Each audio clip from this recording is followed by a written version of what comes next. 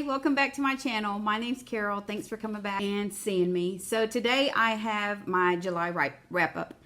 I read 14 books total. So I'm going to do the same thing I did last month. I'm only going to show you and talk about the books that I read that were 5-star books. But in the comments or in the description section, I will leave the books that I read and what I scored. So I had 3 5-star books.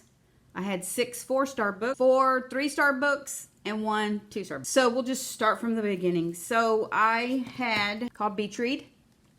This is a super cute, super light, fun. It is about 2 writers who are both in writing slumps. And so dad passes away and leaves her a beach house.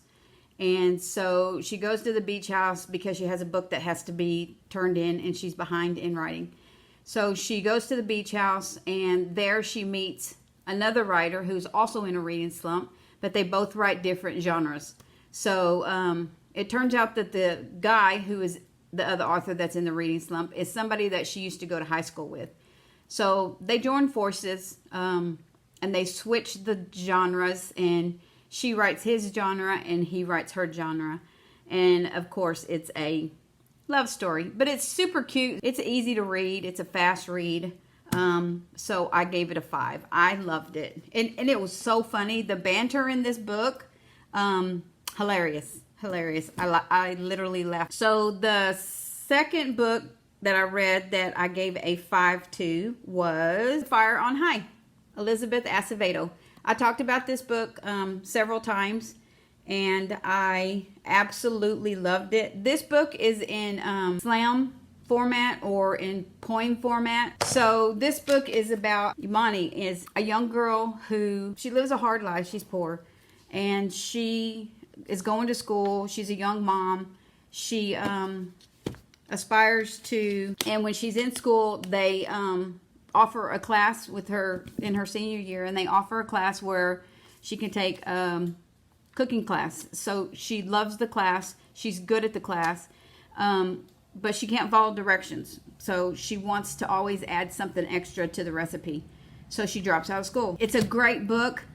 I highly recommend the Audible for Elizabeth Acevedo's books.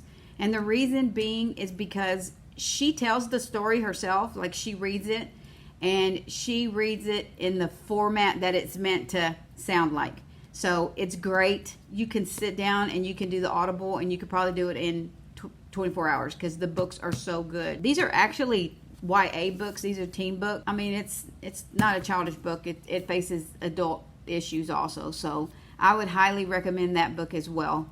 The next book that I read that I gave a 5 was, I don't have the book because I did it on a library, was called The Guest List by Lucy Foley. And this is actually a thriller. This is about a group of people who go to an island for a wedding, and it's kind of like a whodunit. As you're reading this book, you think you got it figured out. You can see the dislike for a certain person, and you think you got it figured out, like who killed them. But the ending, complete twist, complete plot twist on this one. It's not who you think done it. So this was a great book. Super easy read. I think I did this one on Audible as well, and it was also very good in Audible. So that's what I recommend it in Audible also. So those were my 5-star books. The other books that I read, will go down to 4 stars, was The Silent Treatment by Abby Graves. The Silent Treatment was about a couple were married and they go on a 6-month bout of not speaking to one another. The story kind of goes into why they don't speak, and like something horrible happens to one of them and brings them together as to talk and to find out why they didn't talk for 6 months. So it was a really good book also. It just wasn't a 5-star for me. The next book was Forever is the Worst Long Time. That was by Camille Pagan. It was good also, just not a 5-star. Next, My Lovely Wife. That was a good book. It was a thriller, and I liked it, but it was so odd. It's not something that I would typically read, and the subject was, I finished the book, and it was a good book, and It kept me interested. It just wasn't 5-star for me. The next book was The Two Lives of Lydia Bird, and I actually have this book. I just didn't pull it. It was a 4-star book, and I had a discussion with my husband about the book. My rating on this was, I gave it a 4, and we discussed why I gave it a 4, because it was a really good book.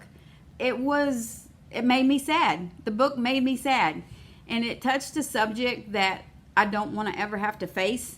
It was about Lydia and her boyfriend were going to get married, and her boyfriend dies, and her boyfriend was everything to her, and she lives these 2 different lives, a life where he's alive and a life when he's dead. And the book was just sad to me. So some people would probably rate it a 5. I just couldn't do it because it hurt. The next book was The Upside of Falling. It's a YA. 2 teenagers pretend to be boyfriend and girlfriend, and they end up falling in love. That's a super cute book. The Better Liar by Taneh Jones. It was also a good book. I just kind of couldn't get into the plot because it was a con artist one.